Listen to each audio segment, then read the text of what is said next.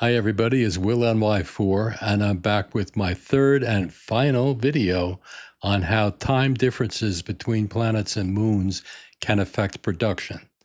The first video just looked at the time effects on a simple extractor. The second extended it to fabricators. But in this video, I'm actually going to create a system that could be used to create Vytinium fuel rods spread across the universe and see what the differences in real-time production are. So here is the plan of how I'm going to go find those materials. First on the column all the way over on the left, those are the materials that are required to make the fuel rods. Then I chose locations that can cover all of those materials. But the key to this whole exercise is the column on the right, which is the ratio of universal to local time. So Charybdis 5, where we are, is great because it has antimony, gold, and copper. Charybdis 6 has uranium and katydid, andesite, and silver. So almost half of our supplies are from planets in which the ratio is 100 to 1. That means for every hour that I spend on that planet, 100 hours of universal time have taken place.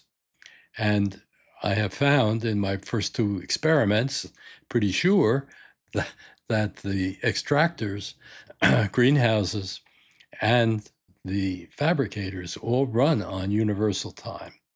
Now, I went around the universe. I didn't check every single planet, but I did my research, and I think that the planets that I list here and moons are the ones that have those materials and give us the best ratio. Unfortunate is plutonium. That's very low, but at HILA 8D, but that's the best I could find. And solvent is really terrible at 1.5, but Kodos, which some of you guys know, is 0.5, even worse. Okay, now we have the setup. Let me show you exactly how I'm going to do this experiment. So here's the setup. This is what I've done, guys. I have put one default extractor, that is the little one, for each material on each planet or moon.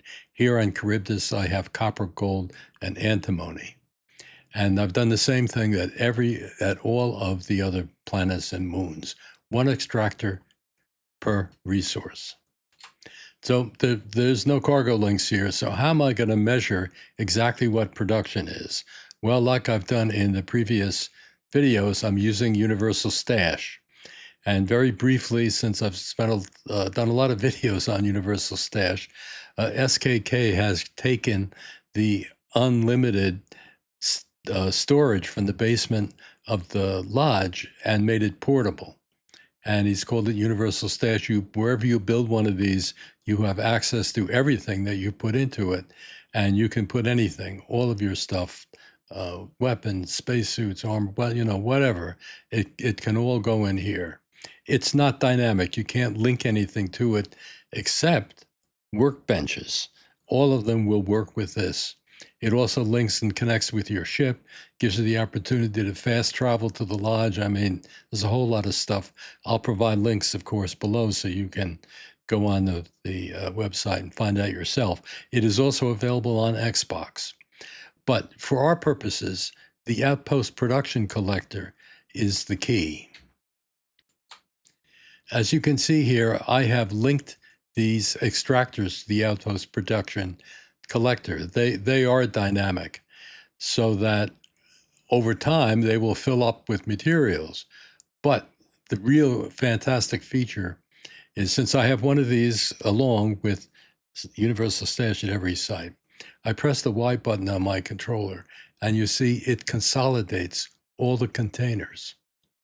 And if I go over to Universal Stash and then open it up, you'll see here's all the materials, all 10 of them, coming from the various sites. Of course, different amounts because the extractors work at different rates. So what I'm going to do is I'm going to do an experiment in which I'm going to, first of all, let me take everything out of here. Clean that out and take the couple items that are left here. Now I'm going to sleep for 4 hours, and we will see how many materials can be harvested in 4 hours of sleep on a planet with a ratio of 1 local hour equaling 100 universal hours. So right away, you see we're in the thousands. And if I consolidate all the containers, here we are with, again, thousands of units. Now, I want to take a screenshot of this because I want to compare it to what we're going to find out when we go to Polvo.